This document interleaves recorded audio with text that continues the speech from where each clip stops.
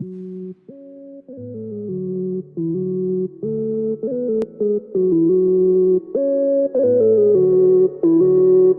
to bring you back with new movie reviews, TV shows, and a lot of rants. We got Rick and Morty, but before that, I really want to apologize because I keep on apologizing for the shit that I do.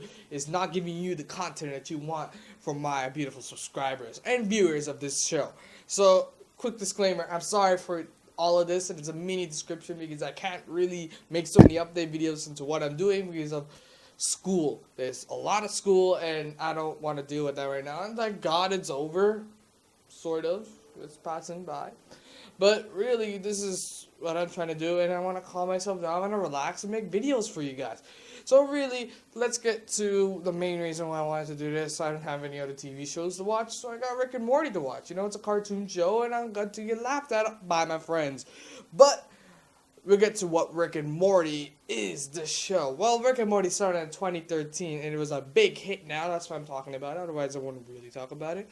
And it stars Rick, and it stars Morty. Morty and Rick, they go on adventures through their science discoveries, making discoveries through portals, viewing different galaxies, and so forth. You get the idea of a galaxy difference show, and that's exactly a predictable plot.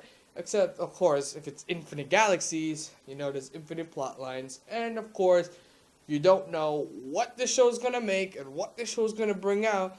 But it gets you every time. You think that there's cliches. It's really hard to find some. And I'm glad the show is so original in doing that. This is like Gravity Falls. When it first aired, it was like the crazy show that everyone wanted to see. Because even though it was a kid's show, people were like, oh my god, this show is so hilarious. And all the meta references. But it's PG-ish, so I don't want to watch it. Yeah, for you people who think that, watch Rick and Morty. That's what you got. Because it's hilarious. First of all, Rick as a character is such a douchebag that I kind of like, wow, this guy doesn't give a shit. This guy is funny, and that's why I got Rick on my side. Rick is so hilarious. He's a scientist. He's a douchebag to his grandkids. So that's really weird. And you got Morty. He's the insecure guy. He's like not doing well in college. I said college. Nah, it's really high school, but the guy's kind of. I'm sorry. But yeah, he's in high school. Really, he's in high school, and he's insecure. He can't get all the girls. He can't get everyone. He's just like, my life sucks. He's insecure about himself. And then, there's Rick who comes along and makes it worse for him.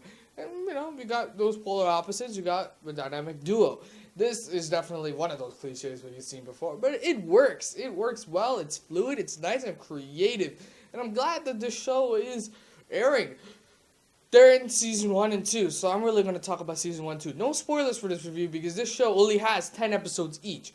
They're really minimal, so I can't really spoil much because there's no point. So watch the show if you really like it. But really, I'm going to go into why the show is one of the best shows, or some of the best shows on Adult Swim. If you don't know Adult Swim is literally a show where there's pretty much insanity in all of their shows that they make, like vulgar language, sex, drugs, you name it. Anything bad that you think is bad that's like not for kids, Adult Swim pretty much covers it.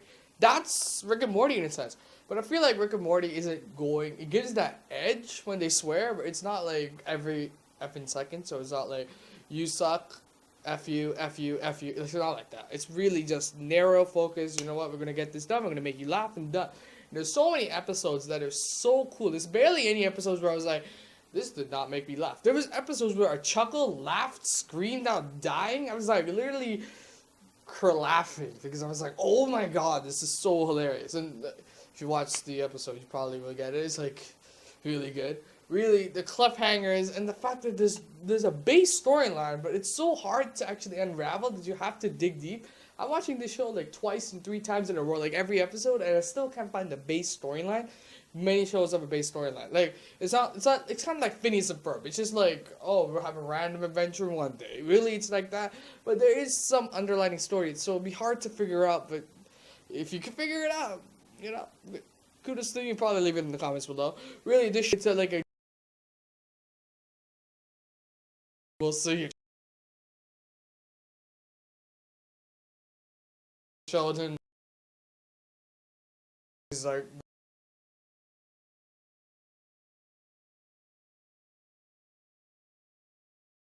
It's a family duo, so Morty has a family, of course, and their parents, their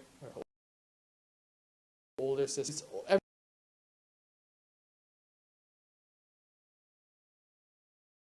come back to the, you know how the dual story perspective, they have Rick and Morty. I'm like, oh my god, and then after you have the family, and it's like, yeah, this is like downtime. I'm literally on my phone like, what the fuck? And then Rick and Morty comes up, I was like, yeah, it's not like it's not funny. It feels like their plot line has nothing to do with the story Subdued, and I feel like they're clashing a little bit. But when Rick and Morty and the family are together, that's when shit goes down, and that's when things happen that make me want to like laugh again because they're hilarious together. It's just that when you separate them, the family sucks, but the Rick and Morty are still Rick and Morty. And I feel like if Rick and Morty was focused on Rick and Morty, this show would have just exceeded a little. But those are minor gripes. Really, I think that this show deserves its recognition for how good it is. And I recommend you watch it for the fact that it's absurd. It's like Adventure Time meets Adult Swim as well. So, you know, to get the reference, leave that in the comment down below. Probably. I don't know. Point is, I love this show so much because of the fact that they go on absurd adventures, cliffhangers, and so forth. And honestly, and it's smart in a way that they have minimal episodes, so you're not binge watching. Like, giving you an example, if you watch Phineas and Ferb, it's a kid's show on Disney, and they go on and on. I don't know if they're canceled yet, but like I dropped out of maybe season 2 or something because it got so boring. I get it. They made adventures. What's next? Perry Saves the Day. It's like you know what the shit like it's going down, but you never like, oh, that's hilarious. Like it's nothing new. It's just the same old story with just with a different idea attached to it that makes it original. That's not Rick and Morty. Rick and Morty, sure, they use some of the formula, but they have a different adventure and a different subplots every single time. So it's like they can make a movie out of every single one of the episodes. I'm glad they did that. Really, season 3 is coming out this year, and it's at the end of this year, so I'm kind of like, damn, if I watch this a little bit later, I could like watch season 3 as well. But yeah, bottom line is, check this show out. This is the best show, and definitely you can have some downtime before Civil War comes around, so this show's perfect. Anyway, guys, this is my review for the Rick and Morty show, and I'm glad I saw this show for season 2.